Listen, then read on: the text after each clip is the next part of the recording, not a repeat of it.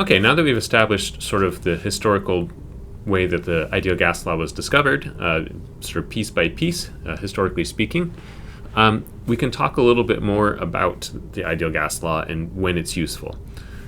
So we get to this final form, PV equals nRT. The first thing I want to say is that we can write this in some other ways. One common way we'll do in this class is to define a new variable called V bar. And V bar is known as the molar volume. And we define that to be the volume divided by the number of moles, which will give you how, what's the volume per mole of gas. So it's a way of combining those two variables.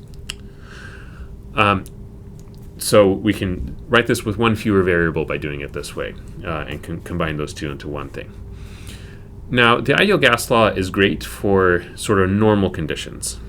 And I'll put normal in quotes because what you consider normal depends on the situation.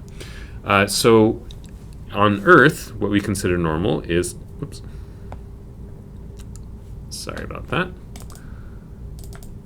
What we consider normal is, sort of room temperature and atmospheric pressure. Now, it depends where you're at on Earth, whether that's actually normal. So on the surface of the Earth where we live, that's pretty normal. The temperature goes up and down a bit as we experience weather. But, if you're up really high in the atmosphere, the pressure decreases significantly, and the temperature can either increase or decrease, depending on how high up you get. Whereas if you're, say, under the Earth, atmospheric pressure is not normal, or if you're in the ocean or something, right? So normal, whenever you have to know sort of what context you're talking about. So under normal conditions on Earth, we're talking about room temperature, say roughly 300 Kelvin, and atmospheric pressure, and pressure of 1 atmosphere, which is about the same as 1 bar. Lots of different units that we can use for pressures. Now, when would we expect, so for things that are normally gases, we would expect this law to work pretty well under these conditions. But when would we expect deviations from the ideal gas law, right? So the ideal gas law only works under ideal conditions. So when is it gonna lead to problems?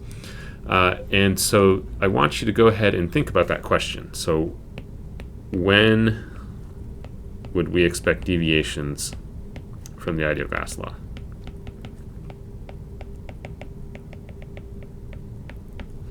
And specifically be thinking about temperature and pressure, right? Under what conditions of temperature and pressure? And I'm not looking for specific values here, but high temperature, high pressure, low pressure, when we expect deviations from the ideal gas law. So I'm going to end the video here because I want you to stop and think about this question. Go ahead and write down your thoughts, and then we'll address this in the next video.